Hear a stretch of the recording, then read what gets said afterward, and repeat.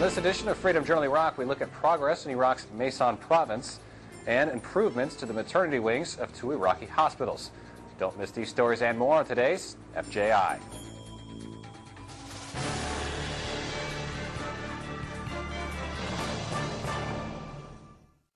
Hello, I'm Air Force Sergeant Braden Smith. Welcome to this edition of Freedom Journal Iraq. Maysan province in southern Iraq has been under provincial control for a little over a year now. And as Airman First Class Michael Williams explains, Maysan's progress could be a glimpse into the future of where the rest of Iraq is headed. Maysan province has been the site of militant resistance for some time now, but the Iraqi army has cleared these negative factions out of the area recently. This is paving the way for a brighter future in Maysan and across Iraq. After the militants see the capabilities of the Iraqi security forces, they see that they will lose. Therefore, there is no reaction from them. We will keep some forces in Maysan to make sure that militants do not come back. The Prime Minister, at the request of Maysan citizens, requested that more forces be set up to enhance the rule of law. And the Prime Minister responded by establishing 3 new military regiments in that area. This has had a positive impact on security, but it's also provided job opportunities in that area. Maysan was the 4th province Iraqis were given sole security responsibility over. Its progress since then shows that Iraqis are taking this responsibility seriously, and it also serves as an example for the rest of the country to follow. Airman First Class Michael Williams, Baghdad. Many Americans recycle, use less water, and even drive fuel-efficient cars to help the environment. Airman First Class Priscilla Christensen tells us how one Iraqi man is doing his part to be environmentally friendly. Going green isn't just a trend sweeping the U.S. Iraq is quickly jumping on the bandwagon. We think that we are a little bit behind in this. We are an oil-producing country. And Dathar Al-Khashab cares about his oil. I'm an oil man, so I should be interested in any type of energy. He's interested in tapping into the wind and sun for power, something that's readily available in the desert climate of Iraq. We're trying to find out the possibility of supplying certain facilities, oil facilities like refineries in Sumawa or Najaf and Diwaniyah, to provide power for those refineries using wind turbines. Which will replace the steam and pollutants produced by oil refineries. Dathar is working side by side with the Army Corps of Engineers to adopt the more environmentally friendly sources. If we can provide power from different sources, which is already a gift from God, why don't you use it? The benefits of renewable energy sources will not only affect Dathar's oil company, but also Iraqis living in remote and desolate areas.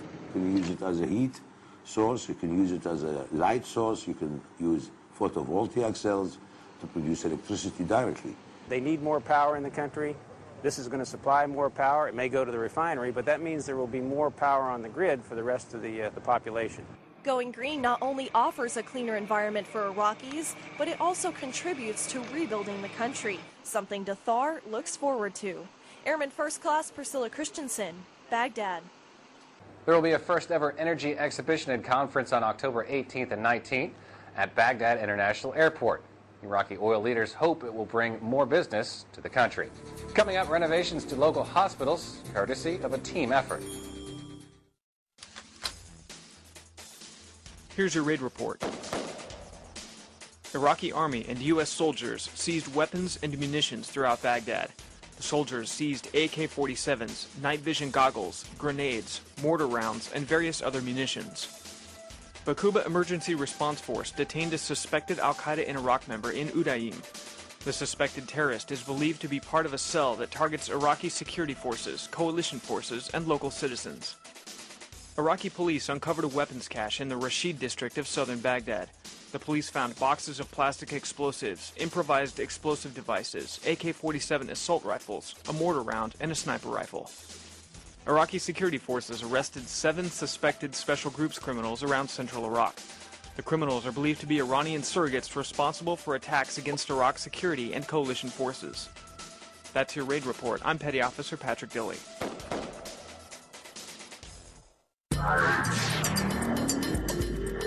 Here are the latest Operation Iraqi Freedom headlines.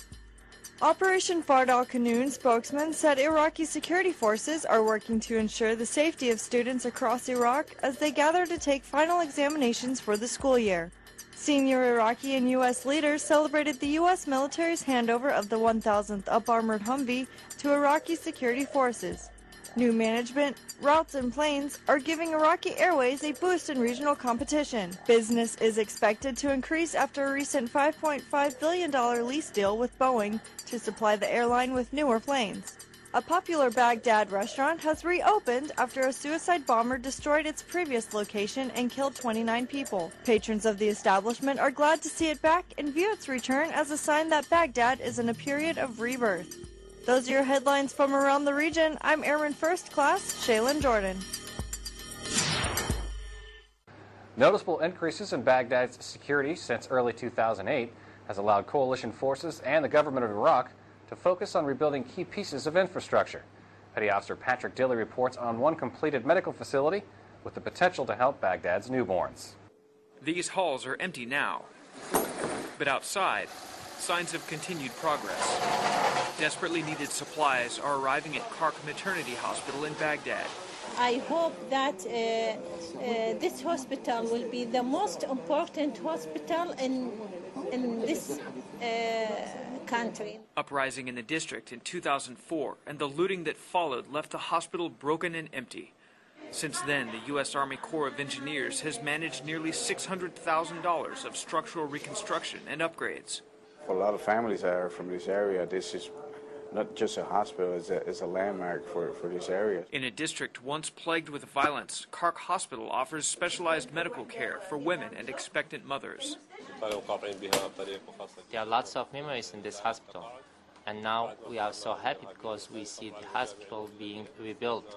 We have lots of memories because our children were born in this hospital.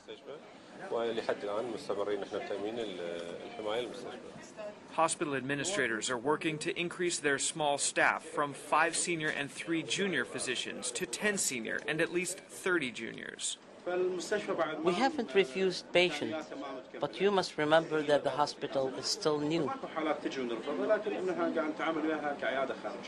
The Army Corps of Engineers finished inspection in mid-April and turned over ownership of the project to Iraq's Ministry of Health in late June. Petty Officer Patrick Dilley, Kark District, Baghdad. The Army Corps of Engineers is working to improve health care in Haditha City, Iraq's Al-Anbar province. They've just completed a $500,000 clinic for outpatient care and are now tackling $3.7 million in renovations for the hospital after a car bomb destroyed 2 wings in 2005. Kevin Casey has this report. This winter, 100 children in and around Haditha, Iraq, contracted measles, and this boy is one of them. He should be kept apart from the other kids in the room, but there are only 12 beds for children here, and no isolation ward. The entire hospital has only 100 beds for a city of 100,000 people, and Haditha Hospital is even smaller than it used to be. In 2005, a car bomb took out 2 wings. This is previously the storage, the kitchen, the laundry, and the storage for the medicine and for the lab. It is completely destroyed, and the only hospital in Haditha. The hospital would have more room and more time if non-emergency patients had some other place to go for outpatient care. So the U.S. Army Corps of Engineers built a neighborhood health clinic just down the street.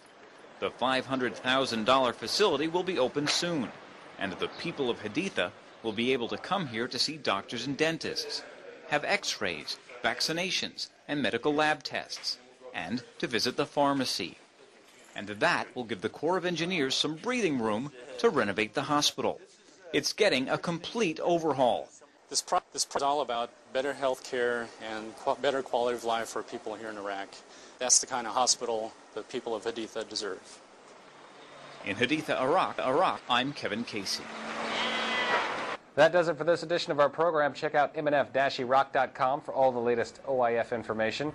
From all of us here at AFN and Freedom Journal Iraq, thanks for watching, and we'll see you next time.